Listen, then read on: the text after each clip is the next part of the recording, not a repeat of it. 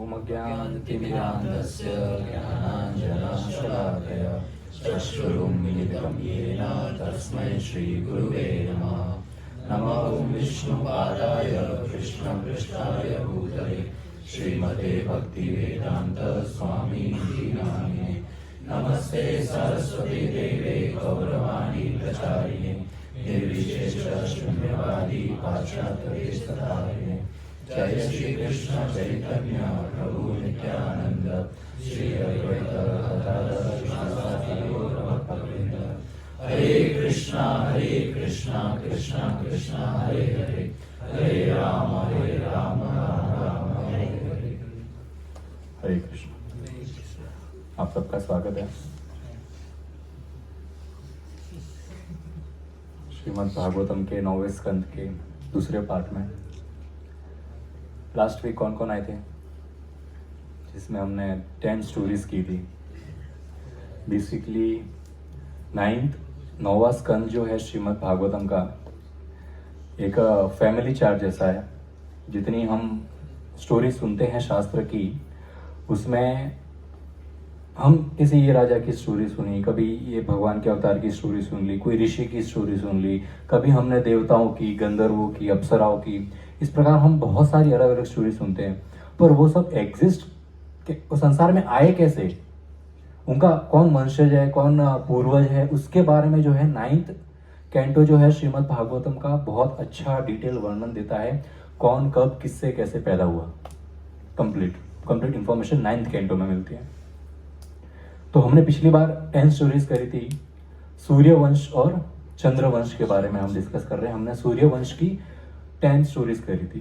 Total Shrimad Bhagavatam के 9वें स्कंद में total लगभग 17 स्टोरीज है, जिसमें से हमने 17 स्टोरीज है, जिसमें हमने 10 कर ली है। आज हम शुरू करेंगे 11th स्टोरी से। यदि किसी को कुछ सीख मिल रही है तो इसमें से लिख सकते हो। और सब आप देख लो, अभी अपना पॉइंट्स अच्छे से लिख लो। और जिसने भी ये लास्ट वीक की सारी स्टोरीज और ये वीक की सारी स्टोरीज का एक बहुत अच्छे से यदि सिस्टमेटिक पॉइंट्स बना के मेरे को कल या संडे जो भी व्हाट्सअप करेगा, उसको एक मेरे तरफ से भगवत गीता गिफ्ट मिलेगी। बंगाली भी है मेरे को। आप जिस भाषा में चाहे वो भाषा में मिल सकती है। संसार की ऐसी कोई भाषा नहीं है जिसमें भगवत गीता ना लिखी गई हो। क्या जिसका पहले मैसेज आया आज क्लास खत्म होने के बाद उसको मिलेगा, मेरे को पता है। नहीं, मैं देखूंगा किसने कितने अच्छे से लिखा है, इसके ऊपर डिपेंड करते हैं। तो स्टोरी नंबर 11 हमने 10 स्टोरी कहाँ समाप्त की थी, याद है किसी को? अभी मालूम पड़ जाएगा कौन जीतने वाला है। और किसी को नहीं मिलने वाले। भागीरथ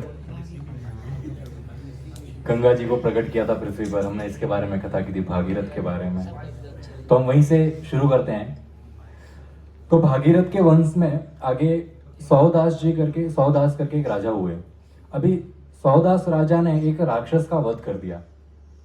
अभी जिस प्रकार वराहदेव ने हिरण्यक्ष का वध किया था, तो उसके भाई हिरण्यकशिपु बड़े क्रोधित हो गए, बदला लेने के लिए तत्पर हो गए। हाँ, भगवान विष्णु को मैं मारूंगा, मेरे भाई का वध किया है। तो इसी प्रकार जैसे सौदास राजा ने यहाँ पर एक राक्षस का वध कर दिया, वो राक्षस का भाई जो है बदला लेने के लिए आ गया कि मैं राजा से बदला लूंगा। अब भी बदले कई तरीके से लिए जा सकते हैं।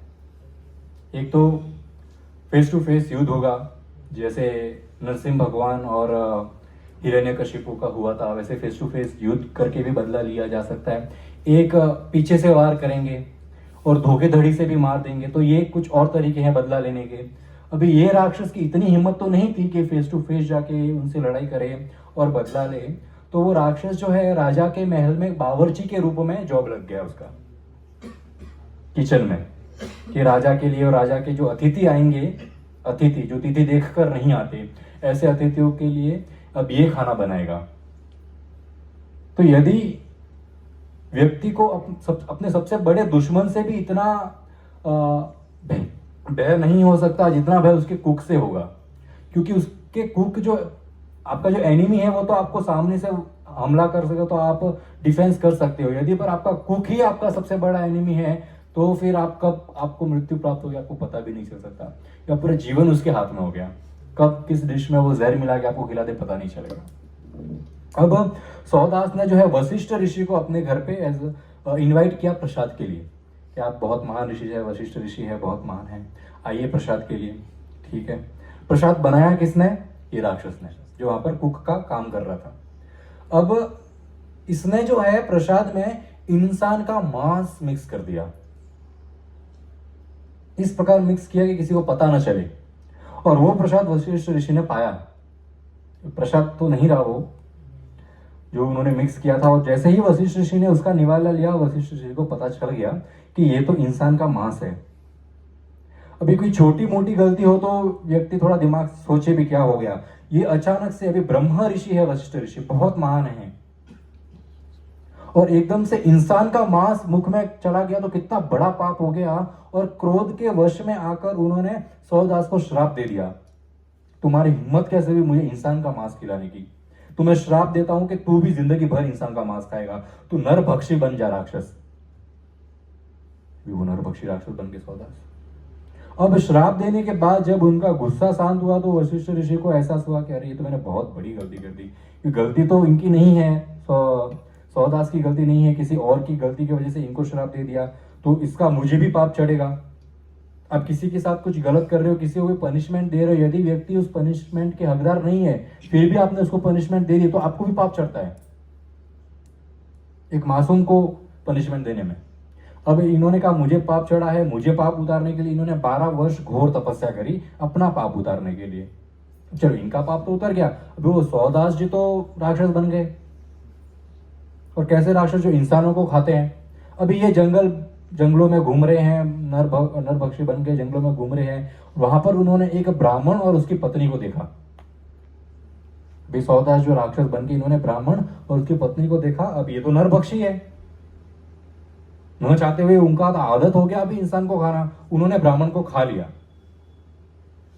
जैसे ही ब्राह्मण को पति को खा लिया, उनकी जो पत्नी थी ब्राह्मण, उनको बड़ा क्रोध आया और उन्होंने श्राप दे दिया कि तू अभी इसको भी खाने जा रहे हैं, वो तो स्त्री को भी खाने जा रहे हैं, इन्होंने श्राप दे दिया, अब से यदि किसी भी स्त्री को यदि तूने टच किया तुरंत तेरी मृत्यु हो जाएगी।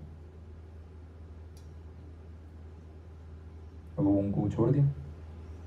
अब ये बस इतनी ही स्टोरी है, आगे हम इनके वंश के बारे में स्टोरी करेंगे, परंतु ये स्टोरी में यदि आप देखा चाहे तो कभी कभी इंसान गलती नहीं करता है फिर भी उसको सजा भुगतनी पड़ती है।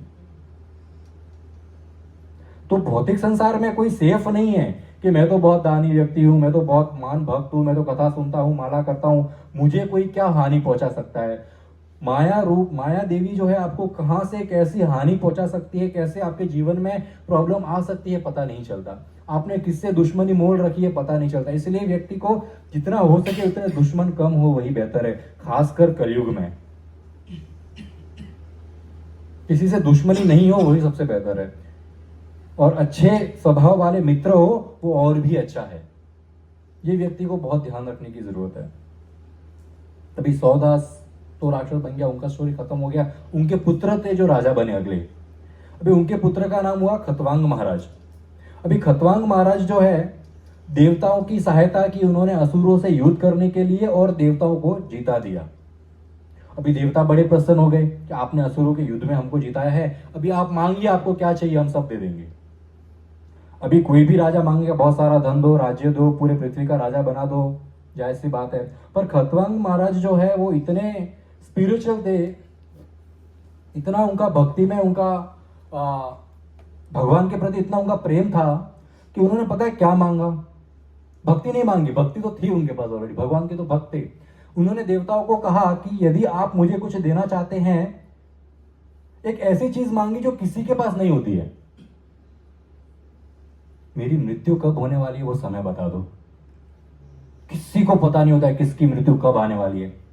व्यक्ति यहां पर बैठे बैठे 1 सेकंड बाद उसको हार्ट अटैक आएगा, वो चला जा सकता है।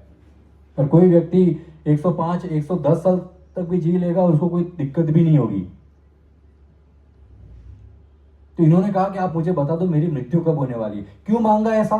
क्योंकि वे चाहते थे कि मैं समय बर्बाद नहीं करूं। वैसे तो हम भक्ति करते हैं, अभी देखो हमको कोई 4 माला करता है, हर भगवान का नाम जप करता है, कोई दिन की 4 माला करता है, कोई 8 माला करता है, कुछ लोग 16 माला करते हैं, थोड़ा शास्त्र सुनते हैं और अपना जो पूरा दिन का कार्य है वो कार्य कंप्लीट करते हैं। ये हमारा रेगुलर रूटीन है। पर समझो कल को आकाशवाणी हो जाए और कह दे भाई तेरा 2 दिन में मृत्यु होने वाला है, तो वो व्यक्ति क्या करेगा? वो अपना सारा काम का छोड़ देगा। 2008 में एक मूवी आई थी, उस मूवी का नाम था दास विदन्य। देखिए किसी ने दास विदन्य मूवी?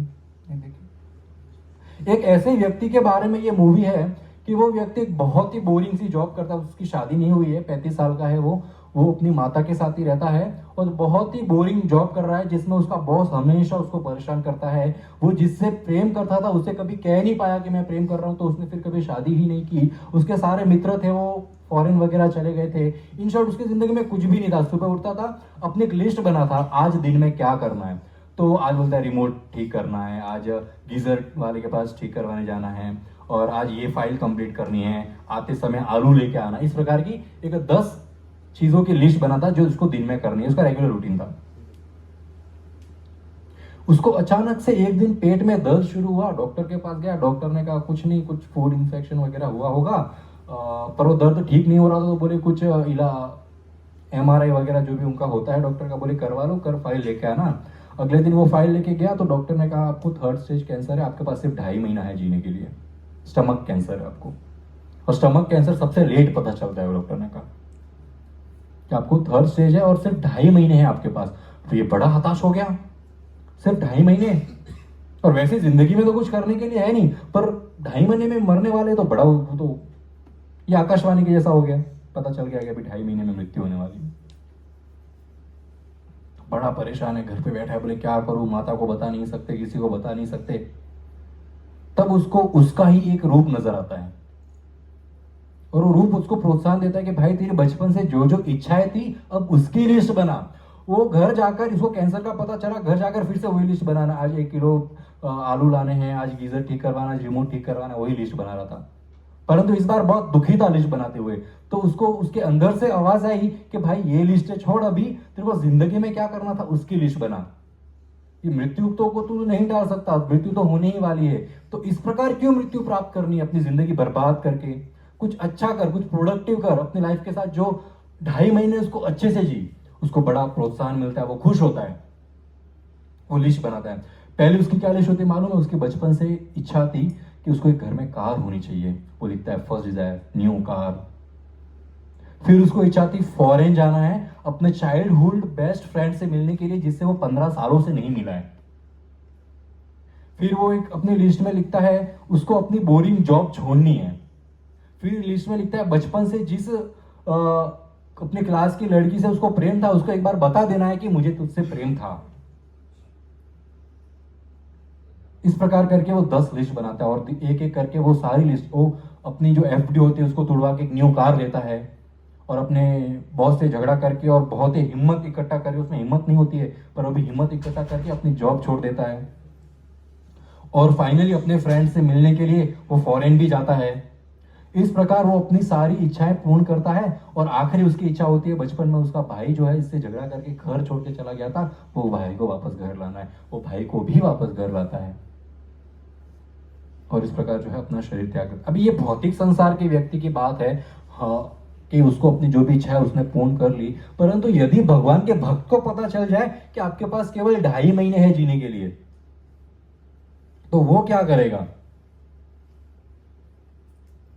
वो व्यक्ति अपना बचा हुआ सारा समय जो है भगवान की भक्ति में लगाएगा। क्योंकि अभी वो कितना भी मेहनत कर ले, कुछ 2.5 महीने में वो कुछ नहीं कमा सकता। कितना भी मेहनत कर ले, 2.5 महीने में वो अपने परिवार की सुरक्षा नहीं कर सकता, 2.5 महीने में वो अपने परिवार को सुख नहीं पहुंचा सकता। 2.5 महीने में केवल और केवल वो भक्ति एकमात्र ऐसी चीज है जो वो अच्छे से कर सकता है। परीक्षित महाराज की स्टोरी, वही तो हम कथा कर रहे हैं। सुखदेव गोस्वामी और परीक्षित महाराज के बीच में जो है वार्तालाप चल रही है। केवल 7 दिन बचे थे, परीक्षित महाराज को पता चला 7 दिन में उनकी मृत्यु होने वाली है। 7 दिन और 7 रात उन्होंने केवल श्रीमद् भागवतम की कथा सुनी, अपने जीवन को जो है सफल बनाया। तो ये भक्त के लक्षण है। अभी यहाँ पर खतवांग महाराज को बताया गया कि आपकी मृत्यु कब होने वाली है। उन्होंने कहा आपके पास केवल एक पहर बचा है। एक पहर आपको पता है दिन में कितने पहर होते हैं? 4 पहर होते हैं। आपके पास केवल एक पहर बचा है। एक पहर बाद आपकी मृत्यु होने वाली है। तब सुखदेव गोस्वामी परीक्षित महाराज को बताते आपके पास तो 7 दिन है, 7 डेज। खतवांग महाराज के पास तो केवल एक पहर बचा था। अभी ये एक पहर में खतवांग महाराज ने पूरी तरह से अपनी इंद्रियों को, अपने मन को पूरी तरह से जो भगवान के ध्यान में, भगवान के चरणों में लगाकर जो है अपने जीवन को साकार किया। अपने पुत्र को राजा बना दिया और खुद जो है वैराग्य मार्ग में चले गए। तो क्या जाएंगे वैराग्य मार्ग में एक पहर में? पूरी तरह से भगवान को शरणागत हो गए। तो हम वैसे हमको पता नहीं है हमारी मृत्यु कब होने वाली है, परंतु शास्त्र के अनुसार के जो व्यक्ति जन्म लिया है वो कभी भी मर सकता है। तो हमारी मृत्यु कल भी हो सकती है, परसों भी हो सकती है, शायद 50 साल बाद भी हो सकती है। तो इसलिए व्यक्ति को ये प्रण लेना चाहिए कि मैं एवरीडे भगवान का नाम जप जरूर करूंगा।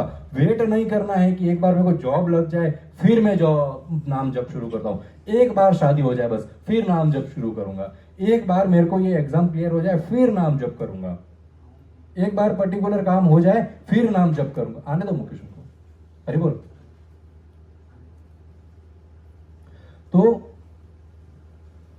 तो इस प्रकार जो है व्यक्ति डिले करते जाता है। जो मनुष्य जीवन जो मोस्ट इंपॉर्टेंट काम के लिए मिला है उस चीज को डिले करते जाते हैं, और जो टेम्पररी है साइड में कार्य करने वाले उसको फर्स्ट प्रायोरिटी देते हैं। खतवांग महाराज के वंश में फिर उनके पुत्र हुए, उनका नाम हुआ रघु, और रघु के पुत्र हुए महाराज दशरथ, और दशरथ के पुत्र हुए प्रभु श्री राम। यह है प्रभु श्री राम का वंश, पूर्वज उनके प्रभु श्री राम। अभी दशरथ महाराज के घर केवल भगवान नहीं, भगवान के चतुर्व्यूह अवतार लिए हैं, वासुदेव, शंकरषण, प्रद्युम्न और अनिरुद्ध। प्रभु श्री राम, लक्ष्मण, बलराम और शत्रुघ्न, ये चारों भगवान के चतुर्व्यूह है। ये चारों अवतार लिए हैं दशरथ महाराज के घर। अब प्रभु श्री राम की कथा आती है श्रीमद् भागवत 9वें स्कंद में। प्रभु श्री राम के जीवन में क्या हुआ? अभी प्रभु श्री राम की स्टोरी तो आप लोग ने, सब लोग ने सुनी हुई है। किसी ने विस्तार में सुनी है, किसी ने शॉर्ट में सुनी है, परंतु भारतवर्ष में तो ऐसा कोई व्यक्ति नहीं होगा जिसको प्रभु श्री राम की कथा न पता हो। किस प्रकार उन्होंने विश्वामित्र के साथ जाकर ताड़का का वध किया, ऋषियों की सहायता की, फिर मिथिला जाकर उनका विवाह हुआ सीता देवी से, और जब वे राजा बनने वाले थे तब कैकेयी ने दशरथ महाराज से वचन मांग लिया कि भरत को राजा बनाओ और प्रभु श्री राम को वनवास दिलाओ। तो प्रभु श्री राम ने बिना किसी मतभेद रखते हुए, अपने पिता की, माता की आज्ञा का पालन करते हुए 14 साल के लिए जो है वे वनवास चले गए। वो वनवास गए तो वहां पर जो है सुरपंखा आई, प्रभु श्री राम से बहुत मोहित हो गई, और प्रभु श्री राम को वो कहती है कि सीता में क्या रखा है, ये तो खूबसूरत भी नहीं है, मैं बहुत खूबसूरत हूँ। पर प्रभु श्री राम ने कहा मैंने तो एक पत्नी व्रत लिया हुआ है, एक ही पत्नी रखूंगा आजीवन। तो सुरपंखा कहती है चलो इसको मार देते हैं, फिर कोई पत्नी नहीं होगी, फिर मैं एक पत्नी बन जाऊंगी।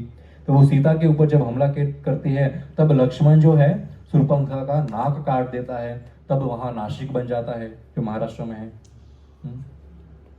अब सुरपंखा का नाक कट गया, वो अपने दूसरे भाइयों के पास गई तो वहां पर हजारों की संख्या में एक सेना आती है प्रभु श्री राम से युद्ध करने के लिए। प्रभु श्री राम और लक्ष्मण सबको मार देते हैं। तब सुरपंखा को लगता है अब तो रावण के पास जाना पड़ेगा। रावण के पास जाती है तो रावण जो है अपने मामा मारीच को एक हिरण का रूप लेकर आते हैं। सीता देवी जो है वो सुंदर एक गौर वर्ण का, सोने के वर्ण रूप का एक हिरण जो दिखता है, मारीची जो आते हैं उनसे आकर्षित हो जाती है और कहती है मुझे तो यही हिरण चाहिए। अब प्रभु श्री राम वो हिरण को जब पकड़ने के लिए जाते हैं तो रावण वहां पर भेष बदल कर आता है और सीता को उठाकर अपहरण कर ले जाता है। आचार्यगण कहते हैं कि सीता देवी एक जीव को रिप्रेजेंट करती है और प्रभु श्री राम हमारे परम पुरुषोत्तम भगवान है। किस प्रकार जीव जो है भौतिक संसार की जो आकर्षक करने वाली चीजें हैं वो पाने की लालसा में भटकता रहता है और माया में फंस जाता है। रावण के रूप में रावण रूपी माया आती है और फंसा लेती है जीव को। जैसे ही वो प्रभु भगवान को खुद से दूर कर देता है। क्यों? क्योंकि उसको भौतिक संसार की माया जो है आकर्षित करती है।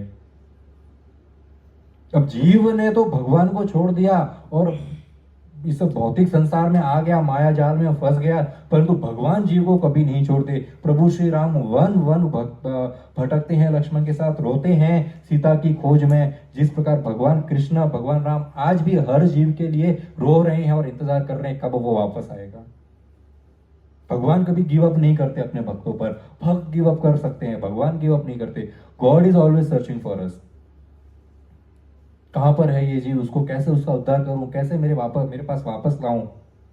तब प्रभु श्री राम हनुमान को भेजते हैं सीता की खोज में। उसी प्रकार भगवान गुरु को भेजते हैं जीव की खोज में, और गुरु रूपी हनुमान जी आते हैं हमारे जीवन में। अब हनुमान जब आते हैं वे किसी प्रकार श्रीलंका पहुंच जाते हैं। उस समय में लंका था, आज श्रीलंका है। लंका पहुंच जाते हैं, वहां पर सीता को बहुत खोज करते हैं सीता का। फाइनली उनको जो है अशोक वाटिका में सीता मिल जाती है, परंतु सीता जो है विश्वास नहीं करती हनुमान पर। पता नहीं कौन है, पता नहीं रावण का है, कोई भेजा हुआ दूत है। जीव के जीवन में भी जब गुरु आते हैं तो स्टार्टिंग में जीव विश्वास नहीं करता अपने गुरु पे। पता नहीं क्या बोल रहा है, सच है कि झूठ है, किसको विश्वास है।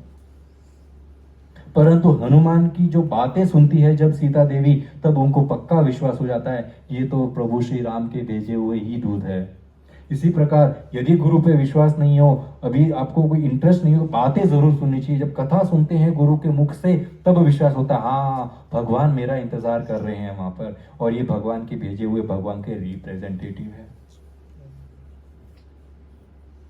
तब हनुमान जब है पूरे श्रीलंका को आग लगा देते हैं और वापस जाते हैं प्रभु श्री राम के पास और खबर पहुंचाते हैं कि यहाँ पर है ये सीता देवी, अब इनकी खोज में चलो। तब प्रभु श्री राम आते हैं, वहाँ पर एक राम सेतु बनाया जाता है। राम सेतु बनाकर पूरी सेना के साथ जाते हैं, वहाँ पर रावण का वध किया जाता है और सीता देवी को जो है वापस लाया जाता है। इसी प्रकार गुरु की सहायता से जीव भगवान से वापस मिलता है। फिर जो है प्रभु श्री राम के पुत्र होते लव और कुश। अब जब कुश राजा बनते हैं तो कुश के वंश में फिर एक आते हैं विद्रति। विद्रति के पुत्र होते हैं हिरण्यनाभ, और हिरण्यनाभ के वंश में आते हैं मरु। अब मरु एक ऐसे राजा हुए जो आज भी जीवित है, और वे एक भारत के ही एक गांव है जिसका नाम है कलाप। उस कलाप में आज भी मरु जीवित है, वहां पर रह रहे हैं। बाकी सब सूर्यवंश के राजा चले गए, पर ये मरु नाम के राजा अभी तक क्यों रुके हैं? क्योंकि कलयुग के अंत में जब भगवान का वापस अवतार होगा तब सूर्यवंश में ही अवतार होगा। सूर्यवंश को वापस रिवाइव करने के लिए जो है मरु अभी भी रुके हुए हैं। डिटेल है पूरा शास्त्र में।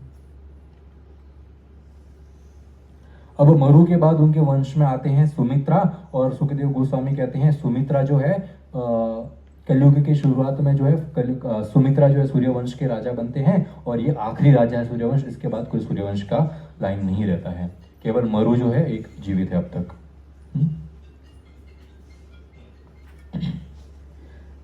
Story number 13। अब हम शुरू करते हैं स्टोरी नंबर 14। अब इक्ष्वाकु के बारे में बात कर रहे थे हमने कल शुरू की थी इक्ष्वाकु के बारे में। मनु राजा के बहुत सारे पुत्र होते हैं। अभी इक्ष्वाकु के एक पुत्र होते हैं निमि महाराज। सुना है निमि राजा के बारे में आप लोगों ने? अभी निमि महाराज जो है भगवान के बहुत बड़े भक्त हुए, और उस समय में जो है भगवान को प्रसन्न करने का तरीका था यज्ञ किए जाते थे। भगवान को प्रसन्न करने के लिए, भगवत प्राप्ति के लिए जो है यज्ञ करने जाते थे। अब इनके गुरु हुए वशिष्ठ ऋषि। अब निमि महाराज ने जो है वशिष्ठ ऋषि को निमंत्रण दिया कि आप हमारे यहाँ पर यज्ञ करने के लिए आइए, परंतु वशिष्ठ ऋषि ने मना कर दिया। वशिष्ठ ऋषि ने कहा कि मुझे इंद्रलोक जाना है, इंद्र के लिए यज्ञ करना है, तब तक आप इंतजार करिए, वापस वहां से आकर मैं आपके लिए यज्ञ करूंगा। अभी ऐसा नहीं है इंद्रलोक जाना मतलब बाजू वाले गांव में जाके आ गए अगले दिन यज्ञ, नहीं, लंबा समय लगता है उसको। अब निमि महाराज बहुत समझदार व्यक्ति थे। उनको पता चला कि इंसान की जो अवधि है वो इतनी ज्यादा नहीं है कि वो वेट करे किसी भक्ति करने के लिए कि ये आएगा भक्ति सिखाएगा फिर करेंगे। नहीं, अभी आपको पता चला है भक्ति इंपॉर्टेंट है, तुरंत कर लो। उन्होंने दूसरे ऋषियों को बुलाकर जो है यज्ञ समाप्त कर लिया। अब उस समय फिर वशिष्ठ ऋषि आ गए। उन्होंने देखा, अरे मैंने कहा था रुकने के लिए, फिर भी यज्ञ इसने कर लिया। बड़े क्रोधित होकर श्राप दे दिया, तुरंत तेरी मृत्यु हो जाएगी। अभी देखो यहाँ पर वशिष्ठ ऋषि को भी लालच आ गया कि पहले इंद्र लोग जाते हैं, अभी ये तो राजा है, वो तो देवताओं के राजा है, वहां पर तो अधिक धन मिलेगा, डोनेशन मिलता है यज्ञ करते हैं तो, कुछ गिफ्ट मिलते हैं तो वहां पर अधिक मिलेगा, तो वहां पर चले गए वे पहले। यदि आपका कोई गुरु है आपको भगवत प्राप्ति के रास्ते से भी भटका रहा है तो ऐसे गुरु का भी त्याग करना चाहिए, वो गुरु कहलाने लायक ही नहीं है। एकमात्र सच्चा गुरु है जो आपको भगवान तक वापस पहुंचाए। अब यहां पर श्राप दे दिया निमि महाराज को कि आपकी तो मृत्यु हो जाएगी, तो निमि महाराज भी बड़े क्रोधित हो गए, उन्होंने भी श्राप दे दिया वशिष्ठ ऋषि को, आपकी भी मृत्यु हो जाएगी, तो दोनों की मृत्यु हो गई। अभी देवतागण और ऋषि बड़े परेशान हो गए। देवतागणों ने वापस मित्र और वरुण नामक जो देवता थे उनकी सहायता से जो है वशिष्ठ ऋषि को जो है वापस जन्म दे दिया, वे तो आ गए। अब जिन ऋषियों ने निमि राजा के लिए यज्ञ किया था वो बोलते हमारी भी जिम्मेदारी है। वशिष्ठ ऋषि के जो ग्रुप के ब्राह्मण थे उन्होंने देवताओं से प्रार्थना कर कर वशिष्ठ ऋषि को वापस जीवित कर दिया, तो जो निमि महाराज का यज्ञ करवाया था उन ब्राह्मणों ने भी देवताओं से प्रार्थना करी और देवतागण आए, बोले हम आपको भी जीवित कर देते हैं, आपको भी शरीर दे देते हैं। परंतु जैसे कि मैंने शुरुआत में कहा निमि महाराज बड़े समझदार थे, बोले पागल हो, वापस शरीर लूंगा मैं भौतिक संसार में, मुश्किल से तो त्यागा है। दुख कितने मिलते भौतिक संसार में, कितना लोग धोखा देते हैं, फरेब करते हैं, कितनी पीड़ा पहुंचाते हैं, आदि दैविक आदि भौतिक आध्यात्मिक पीड़ाएं हैं, जन्म मृत्यु जरा आदि की पीड़ाएं हैं। क्यों मैं भौतिक संसार में वापस आऊं? मुझे तो केवल एक ही आशीर्वाद दो कि मैं भगवत प्राप्ति करूं, और उन देवताओं के आशीर्वाद से उनको जो है भगवत प्राप्ति हो गई, उनको वापस जन्म नहीं लेना पड़ा। फर्क दिखता है, भले कोई बहुत उच्च कोटि का कोई ऋषि हो और कोई नॉर्मल सा राजा हो, तो ऐसा नहीं है कि बड़ा ऋषि है तो उसको भगवत प्राप्ति होगी, छोटे मोटे घर का कुंभारवाड़ा का लड़का है क्या भगवत प्राप्ति होगी, ऐसा नहीं है। यदि भगवान से प्रेम है, भगवान में निष्ठा है, तो कोई भी गांव का कोई भी छोटे शहर का लड़का हो उसको भी भगवत प्राप्ति हो सकती है। और केवल किसी को अपने घमंड है अपने पोजीशन की, मैं तो बहुत महान हूं, वो व्यक्ति भले चाहे संसार का राजा हो, किधर का राजा हो, बहुत बड़ा ऋषि हो, उसको भगवत प्राप्ति बहुत दुर्लभ है।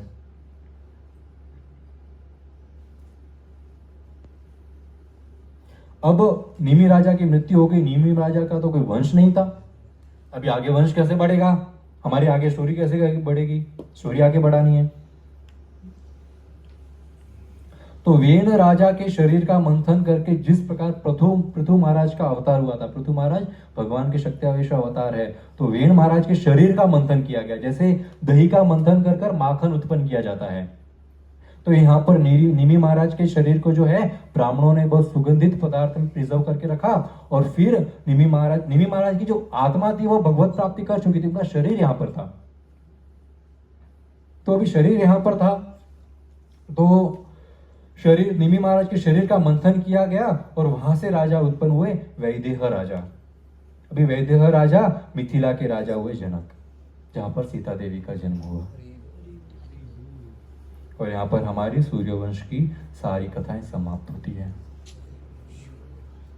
अब हम शुरू करेंगे चंद्रवंश की कथाएं। स्टोरी नंबर 1 को या फिर 15 का हो। स्टोरी नंबर 1 चंद्रवंश की कथा, स्टोरी नंबर 1। अभी सोम राजा, चंद्रवंश कहां से शुरू होता है? सोम राजा से। सूर्यवंश कहां से शुरू हुआ था? सूर्यदेव से। अभी सोम राजा जो हुए, चंद्र के राजा है, अभी इनको ब्रह्मा जी ने हेड बनाया था।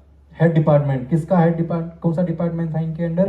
हर्ब्स, आयुर्वेदिक हर्ब्स होते हैं, जड़ी बूटियां, उनके जो है ये हेड थे। नक्षत्र, सारे तारे इत्यादि जो है आसमान के, उनके हेड हुए सोम राजा। अभी किसी को अचानक इतनी बड़ी गद्दी मिलती है ना, तो वो उसके सर में चढ़ जाते हैं, वो जो है ना बुखार, उसका क्या बोलते, भूत चढ़ जाता है उसका, आई एम द ग्रेटेस्ट। अभी उसको ये पता नहीं कि खाली वो एक पर्टिकुलर चीजों का हेड है, पूरे हर देवता, हर देवी, हर स्त्री, हर पुरुष का हेड नहीं है वो, परंतु व्यक्ति के सर में चढ़ जाता है वो घमंड के मैं बहुत महान व्यक्ति हूं। एक बार तमल कृष्ण को, शिला प्रभुपाद के एक शिष्य हुए तमल कृष्ण गोस्वामी महाराज, वे शिला प्रभुपाद के पास आए और बोले, प्रभुपाद जी आज हमने बहुत बुक विस्तरण, बहुत सारी बुक डिस्ट्रीब्यूशन करी, हमने बहुत अच्छा काम किया, आज बहुत खुश हूं मैं। तो प्रभुपाद जी बोलते हैं कि पूरे कॉस्मोस का एक 1/4 हिस्सा भौतिक संसार है, भौतिक संसार बहुत बड़ा और इसमें असंख्य करोड़ों करोड़ों ब्रह्मांड है। इन करोड़ों करोड़ों ब्रह्मांड में बहुत सारे लोक है, और बहुत सारे लोकों में एक पृथ्वी लोक है, और एक इस पृथ्वी लोक में बहुत सारे कॉन्टिनेंट, उसमें से एक कॉन्टिनेंट में, एक कंट्री में, एक कंट्री के, एक स्टेट के, एक सिटी के, एक छोटे टाउन में तमल कृष्ण गोस्वामी सोच रहा है मैंने बहुत महान काम किया है। बोले बिगर पिक्चर देखो, पूरे कॉस्मोस में आपका कहां पोजीशन है, कहीं दिखेंगे भी नहीं हम तो, ना हमारे दुख दिखेंगे ना हमारे सुख दिखेंगे। यदि आज व्यक्ति यहाँ पर रो रहा है, देखो मेरे साथ कितना बुरा हो रहा है, देखो मैं तड़प रहा हूं, यदि हम थोड़ा सा पृथ्वी से बाहर जाके स्पेस से देखेंगे ना, उसका ना रोना सुनाई देखा, ना वो व्यक्ति दिखेगा, कुछ नहीं दिखेगा। अब वो तो छोड़ो, हम इंसान यदि यहाँ पर खड़े हैं, यहाँ पर चींटियां भी है बहुत सारी कोने में, किसी का ध्यान भी नहीं जाता उनकी तरफ। वो चींटियों के लिए तो उनका पूरा संसार है उसमें, ये तो खा रहे हैं, पी रहे हैं, मजे कर रहे हैं, वहां पर किसी का बर्थडे चल रहा है, किसी का देहांत हो गया तो वो मातम मना रहे हैं, हमको कोई फर्क नहीं पड़ता, ऊपर पैर देकर चले जाते हैं। तो वो मर गया तो भी मर जा, सब साथ में मर जा, तो रोने की जरूरत ही नहीं पड़ेगी। पूरे ब्रह्मांड में हम उन चींटियों के समान है। चींटियां तो फिर भी दिखती है, अब तो दिखते भी नहीं है ब्रह्मांड में। सोम राजा को घमंड हो गया, मैं महान हूं, everything belongs to me, everything belongs to me के चक्कर में उन्होंने बृहस्पति की वाइफ को किडनैप कर लिया। लस्ट ज्यादा, जब पोजीशन आती है ना तो व्यक्ति को सबसे पहले लस्ट आता है, I will enjoy my senses. Brihaspati की पत्नी को किडनैप कर लिया। अब बृहस्पति देवताओं के भाई क्या ये क्या चल रहा है, सारे देवता पहुंचे सोम राजा के पास कि ऐसा नहीं होता है भाई, पत्नी को वापस लौटा दे, ऐसा नहीं करने का। सोम राजा भी देखो मानने की जगह बोले नहीं मैं नहीं लौटाऊंगा, तो मेरी हो गई। अब अभी देवतागण सारे एक तरफ, सोम राजा एक तरफ। अब सोम राजा बोले अकेले से इनसे युद्ध हो नहीं सकता है, तो दुश्मन का दुश्मन दोस्त, असुरों से टीम में मिल गए सोम राजा, बोले असुरों के साथ मिलकर युद्ध करूंगा। असुरों में क्वांटिटी है, अभी असुर तो है ही सेल्फिश। असुर लोग बोले कि क्या है, उनकी टीम का व्यक्ति आ रहा है, हमें तो अपना फायदा निकालना है, इसके साथ मिलकर चलो युद्ध करते हैं, राजगद्दी मिल जाएगी, इंद्रलोक मिल जाएगा। अब घमासान युद्ध शुरू हो गया देवताओं और राक्षसों के बीच में। जब दो छोटे बच्चे लड़ते तब पिता आते हैं, झगड़ा नहीं करने का। ब्रह्मा जी आ गए। तो जब हम बोलते हैं ना देवताओं का युद्ध हो रहा है, तो उसमें ब्रह्मा जी इंक्लूड नहीं होते, बाकी सब देवी देवता इंक्लूड होते हैं।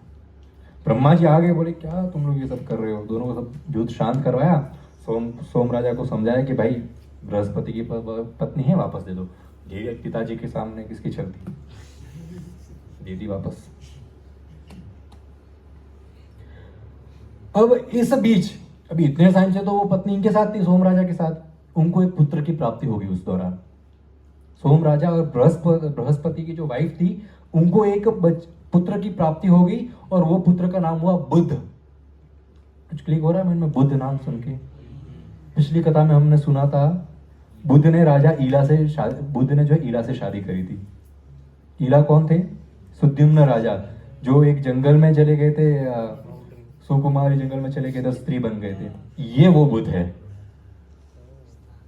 सब कनेक्शन बैठ रहा है, सबका पॉइंट जुड़ रहे हैं। अब ये उनको पुत्र की प्राप्ति होगी। पुत्र बहुत बुद्धिमान था, इसलिए ब्रह्मा जी ने उसका नाम ही बुध रख दिया। और बुध और ईला को एक पुत्र की प्राप्ति हुई थी। चलो किसको याद है बोलो? बुध और ईला के पुत्र पुरुरवा। वहां पर हमने स्टोरी समाप्त की थी। पुरुरवा, ये उन दोनों को पुत्र की प्राप्ति हुई थी, पुरुरवा। उसके बाद से वापस हमने ईला की स्टोरी शुरू कर दी। सुद्युम्न फिर वापस राजा बने, फिर रानी बने, एक महीने के साथ गैप में। अब पुरुरवा जो है किसके वंश में आ गए? चंद्र के वंश में आ गए, कि बुध के पुत्र है, बुध सोम के पुत्र है। तो यहां से शुरू होती है चंद्रवंश। अब पुरुरवा बहुत बहुत अच्छे राजा बने, वे राजा बने और बहुत विद्वान थे, बहुत होशियार थे, बहुत गुणवान थे। अब नारद मुनि ने जब पुरुरवा के बारे में सुना, बड़े खुश हो गए। वे इंद्रलोक चले गए पुरुरवा का गुणगान करते हुए कि बहुत महान व्यक्ति है, बहुत अच्छा व्यक्ति है। और वहां पर पुरुरवा की जो है ग्लोरीज उर्वशी ने सुन ली। उर्वशी एक अप्सरा है। उर्वशी ने सुन लिया और उर्वशी के मन में इच्छा जागी कि ये तो मेरा पति होना चाहिए ऐसा। तो उस दौरान मित्र और वरुण ने जो है उर्वशी को भी श्राप दे दिया था, तो पृथ्वी पर चली जा। वो श्राप के कारण पृथ्वी पर आ गई थी और ढूंढती ढूंढती वे आई पुरुरवा के पास। तो पुरुरवा और उर्वशी का जो है विवाह हो गया। अब विवाह होने से पहले उर्वशी ने 3 शर्तें रखी थी। यदि ये 3 शर्तें आपने तोड़ी तो मैं आपको छोड़कर चली जाऊंगी। क्या 3 शर्तें थी? वो अपने साथ में 2 लैम्प्स, क्या बोलते, शिप के बच्चे, मेमना, 2 मेमने ले आई थी वो। तालियां बजा प्रभु जी के लिए।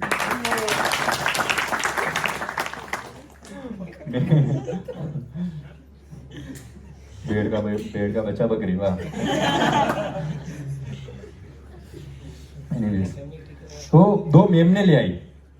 उर्वशी ने कहा कि जीवन भर ये मेमनों को यदि कुछ हुआ तो तुरंत उनको छोड़ दूंगी मैं। 2 मेमनों को कुछ भी नहीं होना चाहिए, पहली शर्त। दूसरी शर्त, मैं और ये मेमने केवल घी में बने हुए पदार्थ खाएंगे। ओनली घी आइटम्स, बहुत इंपॉर्टेंट है घी शरीर के लिए। घी दूध खाए तो बॉडी बने मेरे भाई, सुना है आप लोग ने? घी बहुत शरीर। अच्छा, उर्वशी ने कहा घी वाले पदार्थ खाएं। तीसरी शर्त सुनिए, उर्वशी ने पुरुरवा को कहा कि आप बिना वस्त्रों के मैं आपको नहीं देखनी चाहिए, केवल जब हम मिलेंगे तभी आप बिना वस्त्र के हो सकते हैं। उसके अलावा मैं आपको बिना वस्त्रों के यदि कभी भी देख लिया आपके शरीर में वस्त्र नहीं है, मैं आपको छोड़ दूंगी। सारे शर्त मंजूर पुरुरवा को, चलो शादी हो गई, साथ में रहने लगे वे। तो अब इस दौरान उर्वशी को दिया हुआ श्राप का जो समय था वो खत्म होने आया। इंद्र ने कहा वापस बुलाओ उर्वशी को, भाई श्राप खत्म हो गया। अब वापस बुलाएंगे कैसे? वहां पर 3 शर्त दिए, यदि वो 3 शर्त टूटेगी तो ही उर्वशी वापस आएगी। तो गंधर्वों को भेजा, जाओ वो मेमनों को चोरी कर लो। मेमनों को चोरी कर लो, शर्त टूट जाएगी। अब गंधर्व आए कब? रात में। दिन में तो सब देख सकते हैं महल वगैरह में, रात में आए कोई देखेगा नहीं मेमनों की चोरी। तो गंधर्व जो है मेमनों को चुराते हुए जा रहे थे और उर्वशी ने देख लिया। उर्वशी को पता चल गया गंधर्व जो है मेमने चुरा रहे हैं। उस समय दोनों उर्वशी और पुरुरवा साथ में थे। पुरुरवा ने वस्त्र नहीं पहने थे और उर्वशी ने चिल्लाया, तुरंत जिस अवस्था में हो भागो, मेरे मेमनों को बचाओ। पुरुरवा ने अपनी तलवार उठाई और गंधर्वों को मारने के लिए चले गए। गंधर्वों ने देखा पुरुरवा आ रहे, वे तो मेमनों को वहीं छोड़ के भाग के चले गए। जाते जाते उन्होंने क्या किया, पूरे महल में रोशनी कर दी। रात थी पर रोशनी कर दी। अब रोशनी कर दी तो उर्वशी ने देख लिया बिना वस्त्रों के और बोलते मैं तो जा रही हूँ, गुड बाय, टाटा, खत्म। श्राप टूट गया, तो जो वचन था वो टूट गया, वो तो चली गई, मेमने को लेकर चले गई। अब मेमने क्या करेंगे? भी चली गई, अब मेमनों को क्या करना? तो पुरुरवा पागल हो गए, बहुत प्रेम करते थे उर्वशी से, उनके बिना रह नहीं सकते, बहुत बहुत मिन्नतें करी, पागल हो गए, मतलब होशो आवाज नहीं है, उर्वशी वापस चाहिए। इस प्रकार कहीं वर्ष बीत गए और फिर से एक बार उर्वशी जो है कुरुक्षेत्र में आई थी और पुरुरवा भी उस समय कुरुक्षेत्र में गए थे। कुरुक्षेत्र बहुत सामान्य तीर्थ स्थान माना जाता है। कुरुक्षेत्र में उर्वशी को देख लिया पुरुरवा ने। पुरुरवा उनके पैरों में गिर गए, बहुत गिड़गिड़ाए, बहुत रोए। इतना उनका प्रेम था कि आप तुरंत मेरे साथ वापस चलिए, मैं आपके बिना नहीं रह सकता, आप कैसे भी करके वापस चलिए। उर्वशी ने मना किया। उर्वशी ने कहा कि मैं वापस नहीं आ सकती, पर बहुत गिड़गिड़ाए। फिर उर्वशी को भी क्रोध आया। उर्वशी ने बोला, इतने आसक्त मेरे से हो, यदि इसमें से थोड़ी सी आसक्ति भगवान के चरणों के प्रति लगाई होती ना, अब तक उद्धार हो गया होता। इतना आसक्त आप लस्ट से हो, उस लस्ट को भगवान के लव में कन्वर्ट करो। परंतु जो जिसका हृदय कमजोर होता है ना, वो ऐसे ज्ञान की बातें उनको याद नहीं आती, वो ज्ञान उनके दिमाग में नहीं घुसता। जिसके लस्ट हावी होता है उसको भगवान की बातें दिमाग में नहीं घुसती। दुर्लभ हृदय के हो गए थे। अब उर्वशी ने कहा कि इतना वो गिड़गिड़ा रहा, तो कहा ठीक है, परमानेंट तो मैं आपके साथ नहीं रह सकती, परंतु मैं ये वचन देती हूँ वर्ष में एक बार आऊंगी आपके पास। इस प्रकार कहीं वर्ष बीत गए, परंतु पुरुरवा बोला नहीं, ये तो नहीं चलेगा, वर्ष में एक बार नहीं, परमानेंट आप मेरी धर्म पत्नी के रूप में मेरे साथ ही रहनी चाहिए, आप मेरे से दूर ही नहीं जानी चाहिए। तब उर्वशी ने कहा कि आप अभी गंधर्वों की पूजा करिए, गंधर्व आशीर्वाद दे तो हो जाए काम। उन्होंने गंधर्वों की पूजा शुरू की पुरुरवा ने। देखो अपने प्रेम को या लस्ट को प्राप्त करने के लिए क्या क्या क्या कर सकता है व्यक्ति, कितना भी महान व्यक्ति क्यों ना हो। उन्होंने गंधर्वों की पूजा शुरू की। गंधर्वों ने जो है अग्निस्थली नाम की एक अप्सरा भेज दी जो उर्वशी जैसे दिखती थी, परंतु पहचान लिया। पुरुरवा ने तुरंत पहचाने, पर ये तो नहीं चाहिए, ओरिजिनल फर्स्ट कॉपी भी नहीं चलेगी, उर्वशी ही चाहिए हमको तो, ओरिजिनल। फिर से यज्ञ किया बहुत, फिर से यज्ञ करके वापस देवताओं का आशीर्वाद प्राप्त किया और गंधर्व रूप में उनको गंधर्व शरीर प्राप्त हुआ, गंधर्व लोग गए, फिर वहां पर उर्वशी के साथ रहने लगे और वहां पर उनको 6 पुत्रों की प्राप्ति हुई। अब वापस हम उर्वशी और पुरुरवा की स्टोरी 11वें स्कंद में करेंगे। इनकी स्टोरी यहीं खत्म करते हैं क्योंकि हमें वंश आगे बढ़ाना है। इनकी स्टोरी लेते रहेंगे तो बाकी के लोग कब आएंगे। इनके 6 पुत्र हुए, ठीक है। पुरुरवा के एक पुत्र का नाम हुआ विजय और विजय के वंश में एक राजा आए, उनका नाम हुआ गाधी। गाधी के पुत्र हुए विश्वामित्र और गाधी की पुत्र हुई सत्यवती। विश्वामित्र का पहले नाम था कौशिक, तो कौशिक और सत्यवती 2 भाई बहन जो है गाधी के घर में उत्पन्न हुए। सत्यवती की जो है विवाह हुआ ऋचिक नाम के एक व्यक्ति से।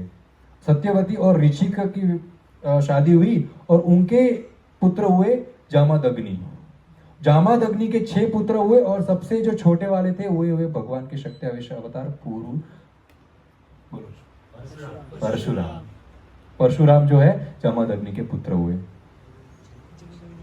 सबसे भगवान के शक्ति आवेश सबसे यंगेस्ट। अभी हम अभी विश्वामित्र की स्टोरी हमने एक बार रामायण में करी थी, जल्दी लोगों को पता होगी। सत्यवती और ऋचिक के पुत्र जामादग्नि और उनके 6 पुत्र और सबसे छोटे हुए परशुराम।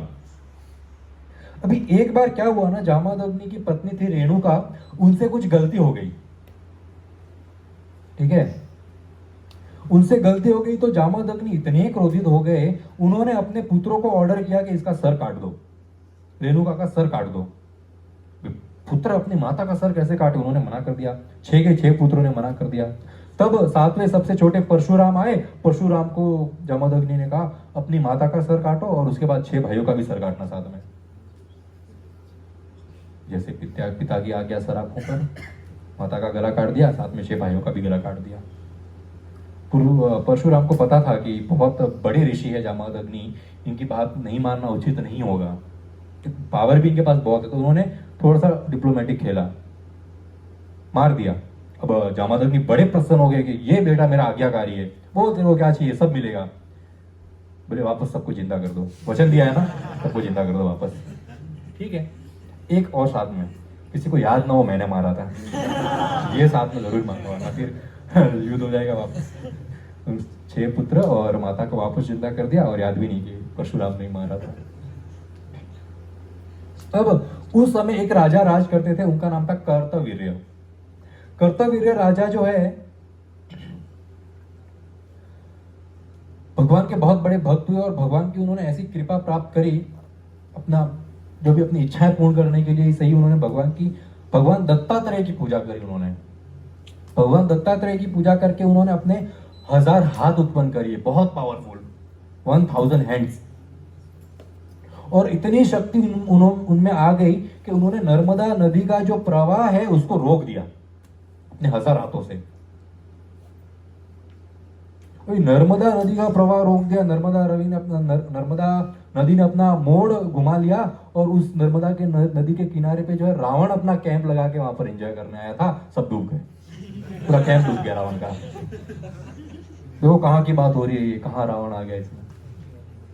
अब रावण गुस्सा हो गया तो अभी ये कर्तवीर्य को ऐसे वैसे नहीं थे, उन्होंने रावण को कैदी बना लिया। रावण को कैदी, इतना पावरफुल था कि उन्होंने रावण को भी कैदी बना दिया। अब वो स्टोरी साइड में, अभी ये कर्तवीर्य अपने सैनिकों के साथ जंगल में आए थे और उनको बड़ा भूख लगा, तो वे जो है जामादग्नि ऋषि के आश्रम में आ गए। जामादग्नि ऋषि के आश्रम में आ गए, बड़े भूख प्यास थे। अभी ये ऋषि है, क्या आपको खिलाएंगे उनको, परंतु जामादग्नि ऋषि के पास एक कामधेनु गाय थी और वो कामधेनु गाय जो है अपने शरीर से बड़े बड़े महल उत्पन्न कर सकती है और अनेकों खाने की वस्तु उत्पन्न कर सकती है। वहां पर सबके रहने की व्यवस्था हो गई, बड़े बड़े महल उत्पन्न हो गए और सबके खाने की व्यवस्था हो गई। और जैसे ही सबने खा लिया, सबका विश्राम हो गया, सारा महल, सारा खाना, बचा हुआ खाना वापस कामधेनु गाय के शरीर के अंदर चला गया। अब कर्तावीर्य राजा, तो उन्होंने सोचा ये गाय तो मेरे को बिलोंग करती है, इनके पास कोई काम की नहीं है ये गाय, आई शुड टेक इट। वो जो है गाय को लेकर चले गए।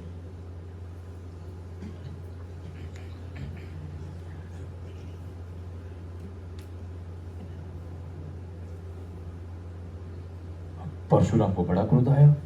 परशुराम थे नहीं वहां पर, ये गाय को लेकर चले गए। तब परशुराम वापस आए तो पता चला जामादग्नि से कि ये राजा गाय को लेकर चले गए। तो ये इतने क्रोधित हुए, तुरंत वहां पर जो है उनके पूरे राज्य पर हमला कर दिया। अभी ये जो कर्तवीर्य राजा थे, उनके बहुत सारे पुत्र थे और वो सारे पुत्र परशुराम से लड़ने के लिए आए, परंतु परशुराम से कोई नहीं जीत सकता। एक एक पुत्र को चौराहे पे सबको खत्म कर दिया। जब सारे पुत्र उनको मृत्यु प्राप्त हुई, तब ये राजा कर्तवीर्य खुद लड़ने के लिए आए। तो सबसे पहले तो राजा के सारे हाथ काट दिए। 1000 हाथ थे, 1000 हाथ काट दिए। भगवान नहीं दिए थे, भगवान नहीं काट लिए, तेरा तुझको अर्पण नहीं कर। पर ऐसा नहीं है केवल 1000 हाथ में से सारे हाथ काट कर फिर उनको छोड़ दिया, नहीं, फिर सर काटा और उनको मार दिया। और बहुत खुश होकर घर पे आए, पिताजी ये अपनी गाय मैंने मार दिया राजा को।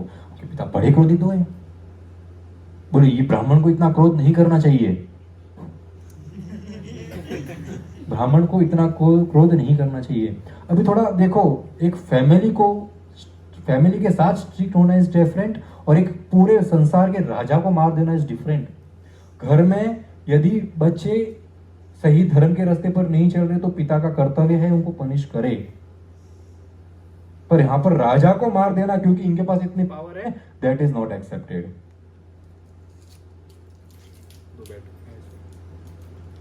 हरे कृष्णा।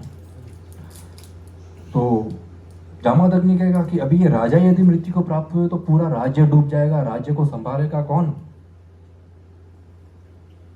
आपने पाप किया है, आप तीर्थ यात्रा करने के लिए चले जाइए 1 साल के लिए। परशुराम चले गए तीर्थ यात्रा स्नान करने के लिए। अब ये जो कर्तावीर्य, इसके कुछ पुत्र जिंदा रह गए थे पीछे। वो कुछ पुत्र जो है आकर जामदग्नि को मार दिए बदला लेने के लिए। जामदग्नि को मार दिए, परशुराम वापस आए तो बड़े क्रोधित हो गए, बोले क्षत्रियों की बुद्धि भ्रष्ट हो गई है, घमंड आ गया है क्षत्रियों को, ब्राह्मणों के ऊपर हमला कर रहे हैं। परशुराम ने पृथ्वी के 21 चक्कर लगाए और जितने जो नालायक क्षत्रिय जो धर्म का पालन नहीं कर रहे थे सबको मार दिया, सबको 21 राउंड। और फिर जाकर जो है ब्रह्मा जी ने उनको रोका और शांत किया और उन्होंने जो है फिर मारना बंद कर दिया ऋषियों को। उस समय दशरथ राजा भी एग्जिस्ट करते थे। फिर एक कथा में आता है कि जब एक रूल होता है, जब क्षत्रिय विवाह कर रहा होता है, शादी होती है, तब उसको नहीं मार सकते। परशुराम दशरथ महाराज को भी मारने आए थे 355 बार और उनके मार से बचने के लिए दशरथ महाराज से 355 शादियां करी। जितनी बार पता चला परशुराम आ रहे हैं, शादी करो, लो बच गए। और फिर बाकी के क्षत्रियों को मारे उससे पहले उनको रोक दिया गया। और फिर ब्राह्मणों की और वो जब 21 क्षत्रियों को मारा, जब पृथ्वी पर सारी नदियां जो है वो रक्त में कन्वर्ट हो गई थी, क्योंकि पूरी पृथ्वी पे क्षत्रिय मर गए थे। कहते हैं उस समय 9 बड़ी बड़ी खून की नदियां पृथ्वी पर प्रवाह कर रही थी। हर जगह क्षत्रियों के सर कटे हुए पड़े थे। फाइनली वे शांत हुए, अपने पिता को वापस जीवित करा और जो वे है महेंद्र पर्वत पर हमेशा के लिए तपस्या करने के लिए चले गए। अब वे वापस कलयुग के अंत में आएंगे जब भगवान कल्कि का अवतार होगा।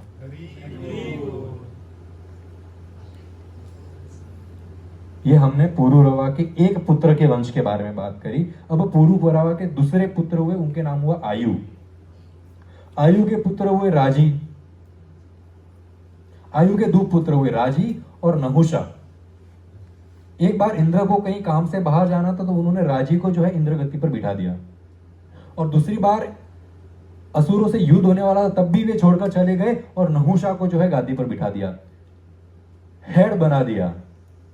और जब कोई हेड बनता है तब क्या होता है? लस्ट चढ़ता है दिमाग पर। भी गादी दी है नहुषा को लगा पत्नी भी मेरी है इंद्र की, गादी मिली है तो सब कुछ मेरा है। तो वे जो है इंद्र की पत्नी, साची नाम है, इंद्र की पत्नी का नाम है सची, उसको किडनैप कर लिया। तो ब्राह्मणों का कोई इज्जत भी करना छोड़ दिया, इंद्र बन गए, इंद्र की गद्दी आके मतलब इंद्र बन गए, ब्राह्मणों का रिस्पेक्ट करना छोड़ दिया और सची को किडनैप कर लिया। तो ब्राह्मण बड़े गुस्सा हो गए, ब्राह्मणों ने श्राप दे दिया और जो नहुषा है अजगर बन गए।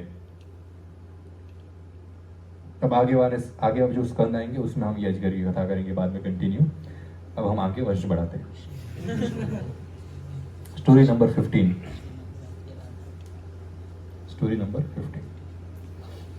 अभी मैं एकदम से खत्म नहीं कर रहा हूं, ये शुरू होगी वापस। नहुषा की भी स्टोरी नंबर 15 ऐसी है कि 2 लड़कियां बेस्ट फ्रेंड हुआ करती थी।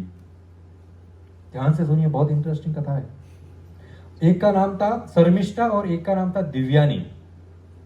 शर्मिष्ठा जो है क्षत्रिय थी, दिव्यानी जो है ब्राह्मण थी। असुरों के राजा हुए विषपर्व, उनकी पुत्री थी शर्मिष्ठा। असुरों के राजा विषपर्व की पुत्री शर्मिष्ठा, असुरों के गुरु शुक्राचार्य की पुत्री दिव्यानी। दोनों बेस्ट फ्रेंड्स, साथ में स्नान करने चली गई तालाब में, जंगल में गई तालाब में स्नान करने के लिए।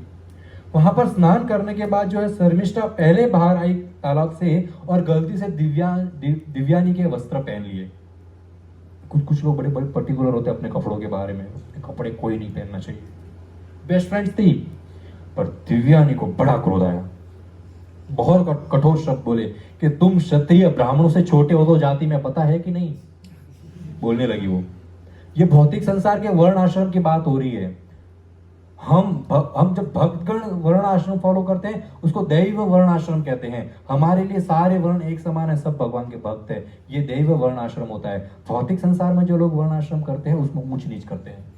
तो तुम क्षत्रिय ब्राह्मणों से नीचे हो, तुम्हारे पिता मेरे पिता के शिष्य है, तुम्हारी हिम्मत कैसे हुई छोटी जाति की होने के बावजूद एक ब्राह्मण के कपड़े पहनने की।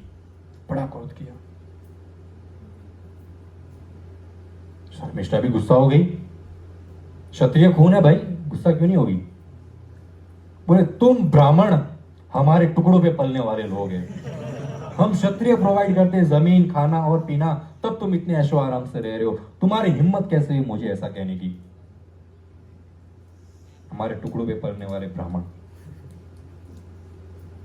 और दिव्यानी को उसने कुएं में धक्का देकर वहां से भाग गई, कपड़े भी लेके गई, भाग गई, कुएं में धक्का दे दिया और वहां से चली गई। अब ये कुएं में गिर गई, चिल्ला रही है हेल्प हेल्प, बचाओ, कोई मेरी सहायता करो। उस समय वहां से एक राजा जो है ययति राजा वहां से गुजर रहे थे। ये ययति राजा कौन है? जो हमेशा के लिए जवान होना चाहते थे, वो पांडवों के पूर्वज। ये ययति राजा जो है नहुषा के पुत्र है, जो अजगर बन गए थे, उनके वंश। ययति वहां से गुजर रहे थे, कुएं से आवाज आ रही है बचाओ बचाओ। तो उन्होंने देखा अंदर तो एक स्त्री है, स्त्री को बाहर निकाला, उनकी सहायता करी। दिव्यानी बड़ी खुश हो गई, बोले आपने मेरी जीवन बचाई है, मेरा जीवन आपके लिए, हम आपसे विवाह करेंगे। दोनों एक दूसरे को पसंद आ गए, बोले हम विवाह करेंगे। परंतु वैदिक धर्म जो है उसमें ये अलाउड नहीं है।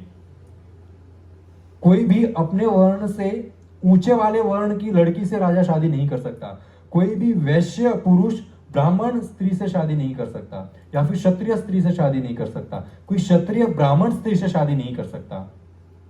कोई क्षत्रिय खुद के लेवल की कोई स्त्री या उससे नीचे वाले वर्ण की स्त्री से विवाह कर सकता है, अपने ऊंचे वाले वर्ण से नहीं कर सकता। सेम गोज फॉर स्त्री। कोई भी स्त्री अपने नीचे वाले वर्ण के पुरुष से विवाह नहीं कर सकती, ऊंचे वाले वर्ण के पुरुष से कर सकती है। ये ब्राह्मण थी, इससे ऊपर तो कुछ होता नहीं है कहते हैं, तो मैं आपसे शादी कैसे होगी। परंतु मियां बीवी राजी क्या करेगा, हम दोनों विवाह करेंगे, शुक्राचार्य ने अलाउड कर दिया। अब इन द मीनवाइल ये खबर जो है शर्मिष्ठा के पिताजी को पता चल गई। शर्मिष्ठा के पिताजी जो है विषपर्व, उनको पता चल गया कि मेरी पुत्री ने मेरे गुरु की पुत्री को ऐसा धक्का दे दिया है, कुएं में यहाँ पर आई है। तो वे बड़े शर्मनाक, वे अपने गुरु शुक्राचार्य के पास गए, पैरों में गिर गए और क्षमा याचना मांगने लगे। मेरी पुत्री ने बहुत बड़ी गलती कर दी है, क्षमा कर दो। उस समय वहां पर इन दोनों का विवाह होकर ये आ गए थे, कौन? दिव्यानी और ययति। अब ययति से माफ करने वाली कौन होती है? दिव्यानी। शर्मिष्ठा को तो वही माफ कर सकती है, माफ नहीं किया। देखो इतना क्रोध, इतना द्वेष लोगों में है इस भौतिक संसार के लिए। दिव्यानी के कहा कि मैं एक शर्त पे माफ करूंगी, मेरी शादी में ये दासी बनकर मेरे साथ आनी चाहिए। राजा की बेटी ये दासी बनकर मेरे साथ आएगी। अब राजा है, अपने गुरु की वचन, गुरु का मान सबसे ऊपर है। बेटी ने गलती की है, सजा मिलेगी, जा दासी बनकर। रोज गई दासी बनकर, दिव्यानी के साथ गई दासी बनकर। शुक्राचार्य ने ययति से पहले फिर एक बात करी कि आपका विवाह दिव्यानी से हुआ है और ये दासी बनकर साथ आ रही है, आपके पुत्र केवल दिव्यानी के साथ ही उत्पन्न होनी चाहिए, शर्मिष्ठा के साथ नहीं, ये आप मेरे को वचन दो। दे दिया वचन, बोले ठीक है, चले गए। अब ययाति जो है, ययाति और दिव्यानी के दो पुत्र हुए, यदु और तुर्वसु। तुर्वसु और यदु। परंतु शर्मिष्ठा के साथ भी उनका अफेयर चला। ये भूल गए ससुर ने क्या उधर कहा था, शुक्राचार्य के वचन भूल गए। कैसे लस्ट जब चढ़ता है तो बहुत महान व्यक्ति अपने पोजीशन से गिर जाते हैं।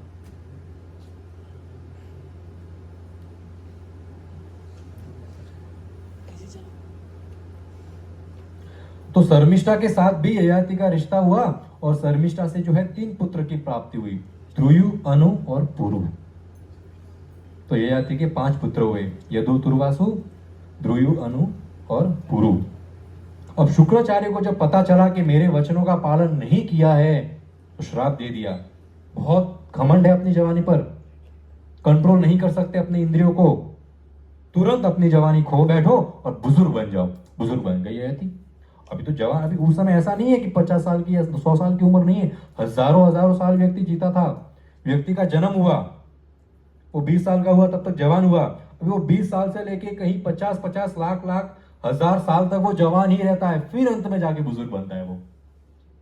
तो ययाति तो बहुत जवान है अभी तो बड़े माफी मांगी शुक्राचार्य से, बोले मुझे क्षमा कर दो, कृपया मुझे मेरी जवानी वापस लौटा दो। अभी तो मैंने अपनी इंद्रियों को पूरी तरह से भोगा भी नहीं है, अभी से मैं कैसे बुजुर्ग बन जाऊं। तब शुक्राचार्य ने कहा ठीक है, तुमको तुम्हारी जवानी तो मैं वापस नहीं लौटा सकता, अपने 5 पुत्र में से किसी के पास उधारी मांग लो। उधारी मांगना मतलब क्या? अपने पुत्र से कहना है कि तू मेरा बुढ़ापा ले, अभी मैं बूढ़ा हो गया ना, मेरा बुढ़ापा ले, अपनी जवानी दे, जब मेरी इंद्रिय तृप्ति हो जाएगी, मैं संतुष्ट हो जाऊंगा ना, तब वो जवानी वापस दे दूंगा, अपना बुढ़ापा वापस ले लूंगा। शर्मनाक बात है पुत्र से जवानी मांगना है, पुत्र को बुजुर्ग बनाना है। पहले गए यदु के पास, दिव्यानी का पुत्र यदु, कि आपकी जवानी मुझे दे दो और मेरा बुढ़ापा ले। यदु ने मना कर दिया। यदु बड़ा समझदार था निमि महाराज के जैसे, बोले इतना मुश्किल से तो मनुष्य जन्म मिलता है, भक्ति का इतना कम है, उसमें भी मैं अपनी जवानी दे दूं और बुढ़ापे में पता नहीं कब मर जाऊं। नहीं। अब इसका हिडन रीजन क्या था कि यदु ने अपनी जवानी नहीं दी। यदि जवानी दे देते, बुजुर्ग हो जाते, तो उनका विवाह नहीं होता, उनका वंश आगे नहीं बढ़ता। तो यदु चाहते थे जल्दी से मेरा विवाह हो, मेरा वंश आगे बढ़े, क्योंकि यदु डायनेस्टी में भगवान कृष्ण का अवतार होगा, ताकि भगवान कृष्ण फटाफट आ जाए। उन्होंने अपनी जवानी नहीं दी। अब बोले कि गलती तो मेरे से हुई है। ययति ने बोला शर्मिष्ठा के पुत्र मैंने प्राप्त उत्पन्न करे, तो उसकी वजह से जवानी गई है। तो शर्मिष्ठा के पुत्र से बोलता हूं, पुरु को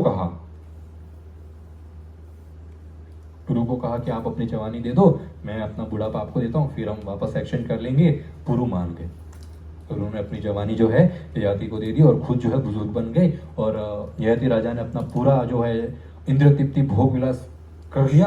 और जब अंत में वास्तविक बुजुर्ग जो एज आने लगी, तब अपनी जवानी जो है बेटे को वापस दे दी और तो है वैराग्य के रास्ते पर जाकर भगवान की भक्ति के रास्ते पर लग गए।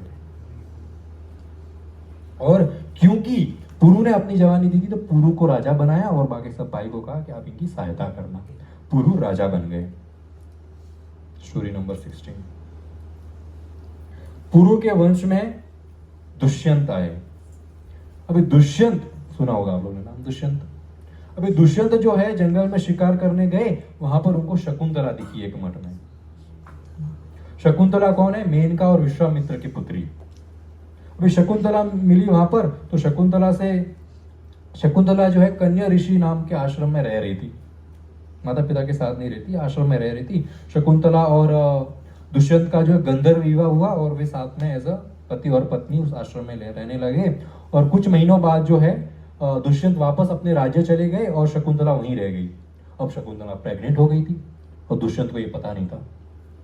दुष्यंत चले गए अपने राजमहल में वापस, अपनी लाइफ में बिजी हो गए और शकुंतला ने एक पुत्र को जन्म दिया। बड़ा ही पावरफुल पुत्र था। अब ये पुत्र इतना पावरफुल के जंगल में शेरों को पकड़ के उनके मुंह फाड़ता था और दांत गिनता था, शेर के मुंह में कितने दांत है।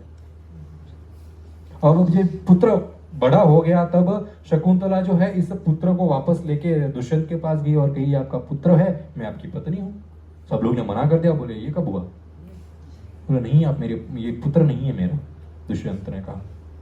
तब आकाशवाणी हुई और दुष्यंत को कहा कि ये आपका ही पुत्र है। वहां से चले गए थे, तब ये गर्भवती थी, ये आपका ही पुत्र है और ये आपका वंश बहुत अच्छे से आगे बढ़ाएगा, बहुत अच्छा राजा बनेगा, आप इसको एक्सेप्ट कर लीजिए। तब जो है दुष्यंत ने इस पुत्र को एक्सेप्ट किया और पुत्र का नाम है भरत। हमारे हिस्ट्री में 3 भरत हुए, ये भरत के ऊपर भारतवर्ष नाम पड़ा। 3 भरत हुए, एक जड़ भरत जो हिरण से लगाव लगाया था, दूसरे भरत हुए प्रभु श्री राम के भाई। तो हम हर भरत से कुछ ना कुछ सीख सकते हैं। हम जड़ भरत से क्या सीखे कि भौतिक संसार के जीवों में, जानवर ही क्यों ना हो, भले आपने घर पे अपना कोई कुत्ता बिल्ली भी क्यों ना पाला हो, यदि उससे भी आसक्त हो गए तो भगवत रास्ता बंद हो सकता है, यदि आसक्ति उनसे बढ़ गई तो। हिरण से आसक्त हो गए थे भरत महाराज, तो फिर वो मृत्यु को प्राप्त हुए, हिरण बने। हिरण बनने के बाद उनको सब ज्ञान था कि किस प्रकार उनके नसीब फूटे। भाई हिरण से आसक्त हो गए, देखो अभी हिरण बनना पड़ा। जिससे आसक्त होंगे, अभी आप अपने बिल्ली से आसक्त है, अगले जन्म आप किसी की बिल्ली बनोगे।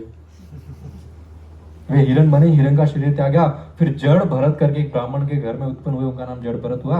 और उसमें उन्होंने बहुत अच्छे से सिखाया किस प्रकार पूरी निष्ठा भगवान भक्ति में होनी चाहिए। ये हम भरत महाराज से सीखे। दूसरे भरत हुए प्रभु श्री राम के भाई, उनसे हमें सीखने मिलता है किस प्रकार अपने भाई की, अपने परिवार की, जो और उनके भाई तो साक्षात भगवान हैं, किस प्रकार उनसे यदि सहायता करेंगे। भरत चाहते तो राजगद्दी ले सकते थे, परंतु भरत की वाहवाही किस नाम से फैली? उन्होंने राजगद्दी का त्याग किया। त्याग करने से जो उनकी प्रशंसा बढ़ी, वो गद्दी प्राप्त करने से नहीं बढ़ती। ये भरत से सीखने मिला। अब ये तीसरे भरत, दुष्यंत के पुत्र, इनसे क्या सीखने मिलता है? अभी ये भरत भी भगवान के बहुत मान भक्त हुए।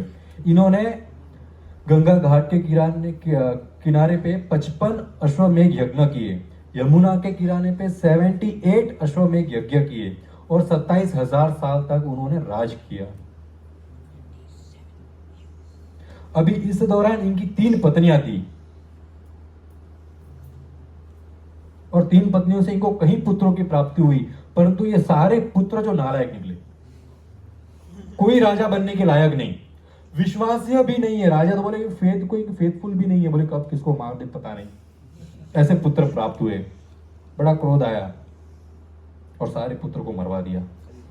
बोले ऐसे पुत्र जो पूरे संसार को यदि ले डूबेंगे तो ऐसा पुत्र ना होना बेहतर है, परंतु वंश आगे बढ़ा है, वरना कथा कैसे आगे चलेगी। तो उन्होंने एक और यज्ञ किया। तो मरुत स्तोम करके एक यज्ञ उन्होंने किया और वो यज्ञ में जो है मरुत जन नाम के कुछ देवता हैं, उन्होंने एक पुत्र साथ में लेके आए थे और वो जो है भरत महाराज को दे दिए कि ये आपका पुत्र। उस पुत्र का नाम हुआ भरद्वाज। अब भरद्वाज कौन है? बृहस्पति के बड़े भाई हुए उतत्य और उतत्य की पत्नी हुई ममता, उनके पुत्र है भरद्वाज। अब ये भरद्वाज जो है मरुत जन के पास कहां से पहुंच गए? तो उतत्य ने किसी कारणवश ममता का त्याग कर दिया और ममता जो है अकेले पुत्र पाल नहीं सकती थी, तो उन्होंने पुत्र का त्याग कर दिया और ये पुत्र जो है मरुत जन के पास पहुंच गए। मरुत जनों ने इनको पाला पोसा और ये पुत्र जो है भरत महाराज को दे दिया। अभी भरद्वाज के वंश में जो है रांति देव करके एक राजा हुए। अब रांति, स्टोरी नंबर 17। अभी रांति देव जो है बहुत बड़े दानी हुए, बहुत मान भगवान के भक्त हुए, बहुत बड़े दानी हुए। इन्होंने 48 डेज तक जो है उपवास रखा और जब उपवास खोलने की बारी हुई तो बहुत सारे उन्होंने सबसे पहले तो वहां पर जितने मौजूद अपने रिश्तेदार थे उन सबको प्रसाद खिलाया, फिर उनके लिए थोड़ा सा बचा तो वहां पर ब्राह्मण आ गए, तो जो उनके पास था थोड़ा थोड़ा सब ब्राह्मणों को बांट दिया। फिर शूद्र आ गए तो थोड़ा थोड़ा शूद्रों को भी बांट दिया। फिर कुछ उनसे भी नीचे जाति के लोग कुत्ते लेकर आ गए तो उन सबको भी बांट दिया। कुछ खाने के लिए नहीं बचा, केवल एक पानी का गिलास था। अब वो इतने 48 डेज के भूखे हैं, वो कुछ नहीं है और खाने को वहां पर, सिर्फ पानी का ग्लास है। उस समय एक प्यासा थका हारा चंडाल वहां पर आ गया और उसने पानी मांग लिया और चंडाल को पानी दे दिया। इतनी निष्ठा, इतना सेवा भाव, इतना दान करने का जो भाव है, ये देखकर भगवान विष्णु, भगवान महेश और ब्रह्मा जी इतने प्रसन्न हुए कि इनके पास इनको वरदान देने के लिए आ गए। तो रांदी देवी से कहा, मांगो आपको क्या चाहिए। अभी रांदी देवी के उस समय उनको सबसे ज्यादा क्या चीज की नीड थी? खाने की। उसके बाद धन इकट्ठा, पुत्र की प्राप्ति चाहिए, राज चाहिए, ये सब की जरूरत थी। उन्होंने कहा कि भगवान, यदि आप लोग मुझे कुछ आशीर्वाद देना चाहते हो तो मेरे को केवल वासुदेव के चरणों के प्रति भक्ति प्रदान करो और कुछ नहीं चाहिए। भगवान बहुत खुश हुए। अब रांदी देवी के आगे वंश बढ़ी। रांदी देवी के वंश में जो है एक राजा हुए, उनका नाम हुआ शांतानु। अब शांतानु राजा के जो है पत्नी हुई गंगा। आपको स्टोरी पता ही है वैसे तो।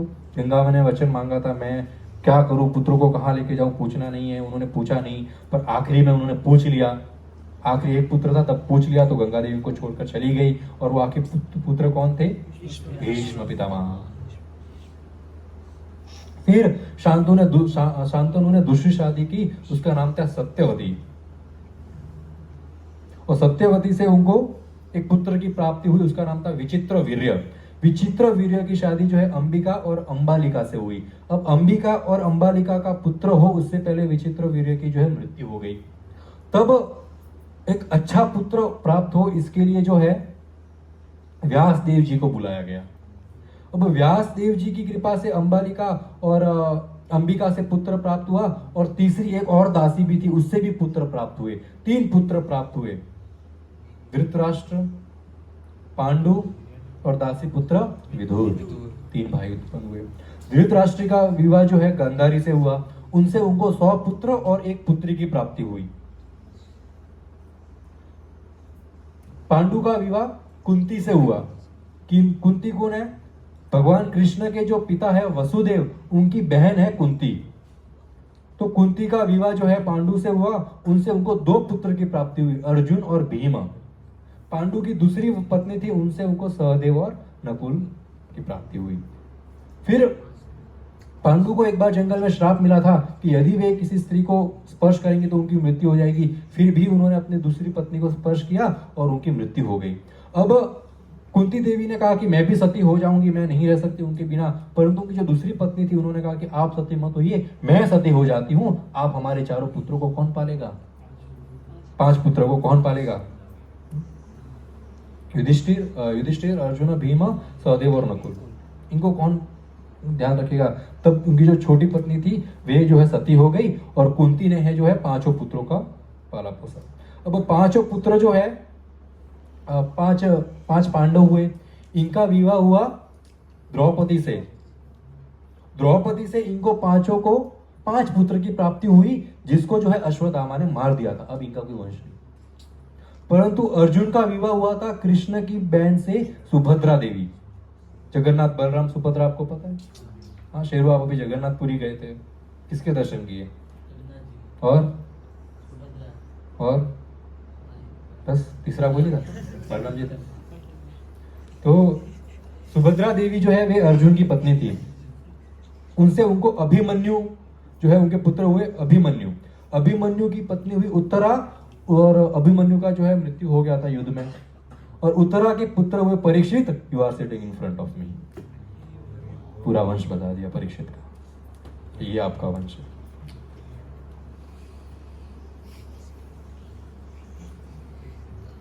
तो हमने पांडवों की पूरी डायनेस्टी देख ली, प्रभु श्री राम की देख ली, भगवान कृष्ण की भी देख ली, सीता देवी की भी जो है डायनेस्टी देख ली। किसी को कोई सवाल? पूछिए प्रवीण प्रभु, पूछिए। तो आपने कहा कि दशरथ महाराज की इतनी सारी पत्नियां थी, हमने तो सिर्फ 4 ही सुने थे। तीन तीन चौथी कौन है? तीन। तो वो परशुराम से बचने के लिए उन्होंने विवाह किया था। तो उनका कोई रामायण में कोई योगदान नहीं है। तो जैसे हम कथा कर रहे हैं ना, तो कहीं कहीं पे तो हम कह रहे हैं कि ये राजा का पुत्र हुआ, कहीं कहीं पे कह रहे हैं वंश में आया। मतलब वो वंश के पहले हजारों नाम आके गए, उनकी हमने कथा ही नहीं करी। कुछ योगदान नहीं है। मतलब होगा उनका पर्सनल लेवल पे छोटा बहुत होगा, हमें सीखने लायक कोई योगदान नहीं है वहां पर, तो हमें वहां की चर्चा करने की जरूरत नहीं है। जिसकी चर्चा करने की जरूरत थी तो हमने कहा ये इसका पुत्र हुआ, फिर हमने कहा ये इसके वंश में आया। इस प्रकार जहां पर योगदान है उसका ही चर्चा होता है। ऐसे तो बहुत सारे राजा हुए हमारे इतिहास में, सबका वर्णन नहीं दे सकते हम, संभव नहीं है। जैसे महाराज जी ने श्रील प्रभुपाद से जो बात की थी, उसमें प्रभुपाद जी ने कहा कि तुमने इतना सही कार्य किया, दुनिया बड़ी है, तुम्हारा ये मायने नहीं रखता है। लेकिन किसी पर्सन को अगर वो भले कार्य इतना सही हो, अगर हम बिगर पिक्चर देखने जाए, अगर वो उसको इंस्पायर करता है तो क्या वो फिर भी उस बात से खुश ना हो कि नहीं यार मैंने किया तो किया है? अगर वो इंस्पायर करता है तो